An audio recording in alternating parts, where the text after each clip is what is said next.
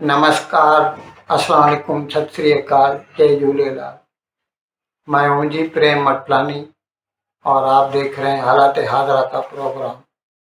हकीकत ये है, इब्तिदा में आपसे दरख्वास्त है, चैनल ज़रूर सब्सक्राइब करें। दोस्तों, शुरू से लेके पाकिस्तान की ये पॉलिसी रही है, गवर्नमेंट पॉलिसी रही है, वो हिंदुस्तान में तखरीब कार्य करता रहे। इसके लिए उसने तरह तरह के दहशत गर्दों की तंजीमें बनाई, उन्हें ट्रेनिंग दी और उन्हें लगातार सरहद पार से भेजता रहा ताकि भारत में आके वो भारत को नुकसान पहुंचाने की करे। इस सिलसिले में ताज़ा ताज़ा जो वाक़या हुआ है, जो हम जिसके ऊपर जिक्र करते रहते हैं, पिछले 8-10 दिन से 22 तारीख को हुआ था, पहलगाम में हिंदुओं का कत्लेआम किया दहशत गर्दों ने। अब पाकिस्तान इस बात से जैसे ऐसा लगता है कि जैसे बेखबर है, उसका अपना घर टूटने के करीब है। पहले 24 साल में मशरकी पाकिस्तान उसके हाथ से चला गया, बांग्लादेश बन गया। आज 77 साल 78 होने को आ रहे हैं, बाकी 4 सूबे बचे हैं पंजाब की खुदगर्जियों की वजह से। बाकी 3 सूबे भी पर तौल रहे हैं कि वो पाकिस्तान के नाम को अबंडन करके उससे दस्तबरदार होके अपनी आज़ाद शनाख्त बनाए। इस सिलसिले में बलूचिस्तान और खैबर पख्तूनख्वा तो सबसे आगे हैं और कई प्रोग्राम कर चुके हैं। हकीकत ये है कि इन दोनों सूबों में पाकिस्तान की मरकजी सरकार की रिट चलती नहीं दिखाई देती। एक नहीं कई प्रोग्राम हमने किए हैं, बताया कि किस तरह शाहराहों पर बलोच आज़ादी पसंदों का कब्जा होता है। वो जब जी चाहे पूरी ट्रैफिक को रोककर, कई जगहों पर तो ऐसे भी होता है बसों से लोगों को उतार कर और पंजाबियों को अलग करके उनको कत्ल कर देते हैं। ऐसे ही कल बलोच आज़ादी पसंदों ने मंगोचर एक शहर है, कराची कोयटा हाईवे पे वाक़ है, कलात डिवीज़न में है, वहाँ पर कैदियों की एक गाड़ी जो प्रिजन वैन बोलते हैं, कैदियों को लेके आ रही थी। 10 कैदी थे उसमें और 5 सिपाही थे जो उनको लीड कर रहे थे। रास्ते में बलोच आज़ादी पसंदों ने उनको रोका। वो वैसे पहले से ही खड़े थे, कई गाड़ियों को उन्होंने रोका था। प्रिजन वैन आ गई तो जैसे उनके हाथ में एक बड़ा इनाम आ गया। वो जो 10 कैदी थे उनमें एक तो उसको तो मौत की सजा हो चुकी थी, एक को उम्र कैद की थी और बाकी जो थे वो नशे के स्मगलिंग में मुलविस थे। तो सब 10 के 10 कैदियों को बलोच आज़ादी पसंदों ने रिहा कर दिया, तुम चले जाओ। और वो जो 5 सिपाही उनको लीड कर रहे थे उनको हॉस्टेज बना लिया। अब उनको अपने साथ ले गए हैं। अब उन्होंने फिलहाल तो कोई मांग नहीं की है, लेकिन ज़रूर करेंगे, उनकी तरफ से मांगे आएंगी। जिस तरह पहले उन्होंने कई मर्तबा किया है, अभी 1-1.5 महीना पहले पूरी की पूरी रेलगाड़ी को उन्होंने अगवा किया था।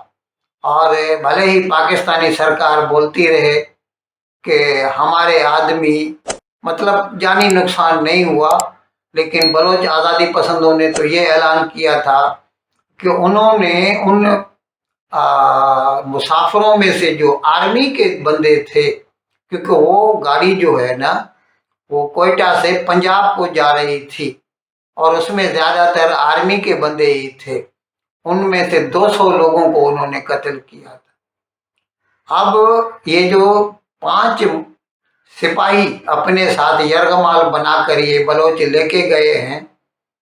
अब खुदा बेहतर जानता है वो इसके लिए क्या मांग करते हैं।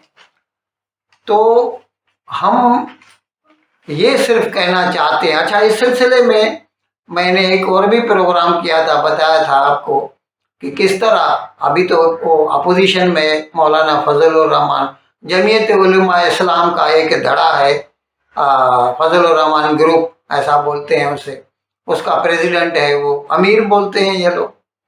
मौलाना फजलुर रहमान ने नेशनल असेंबली में, कौमी असेंबली में एक बार, अभी 1-1.5 महीने की बात है, तकरीर करते हुए कहा था कि बलूचिस्तान की हालत बहुत सकीम है, बहुत कमज़ोर है, वहाँ पर मरकज़ी सरकार की रिट नहीं चलती। 5-6 अजला ज़िले जो हैं वो तो ऐसे हैं कि किसी भी वक्त चलते चलते वो अपनी आज़ादी का ऐलान कर सकते हैं और उसके बाद उन्हें अक़वाम मुत्तहिदा यानी यूएनओ रिकग्निशन भी दे सकती है, तस्लीम कर सकती है। ऐसे हालत में हमें, अब उस वक़्त तो उसने ये कहा था कि बलोचों की जो जेन्युइन डिमांड्स हैं उनको सामने रख के और इसका पॉलिटिकल हल ढूंढना चाहिए। ये अलग बात है कि पंजाबी न तो शुरू में कभी इसके लिए सीरियस हुए हैं कि वो ऐसे मामलात का पॉलिटिकल ढूंढें, न आज भी वो उसे ये कहकर कि ये हिंदुस्तान का किया धरा है और उसका कोई पॉलिटिकल हल नहीं ढूंढते। ज़बरदस्ती अपने अफसरान को बलोचों के ऊपर थोपते हैं, वहाँ पर न बलोचों को नौकरी मिलती है और न दूसरी मराहत सहूलियात।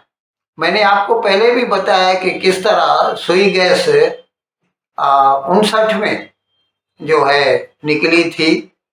वो हकीकत में तो बलूचिस्तान है लेकिन सिंध के करीब है, कश्मीर से सिर्फ 6 मील दूर है, लेकिन है तो बलूचिस्तान।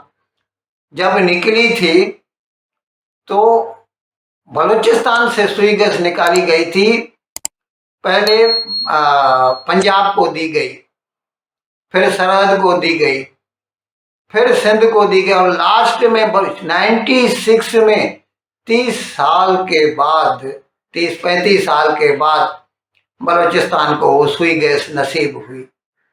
अच्छा, इसके अलावा आपने हर रोज़ सुने होंगे हर हुकूमत में, जैसे परवेज़ मुशर्रफ की हुकूमत थी तो उसने सरदार अकबर बुगटी को जो है उसको वो एक गार में छुपा बैठा था, हवाई बमबारी करके, जैसे किसी दूसरे मुल्क के ऊपर एरियल अटैक होता है, उसको उसके गार में ही जैसे उसके चिथड़े उड़ा दिए।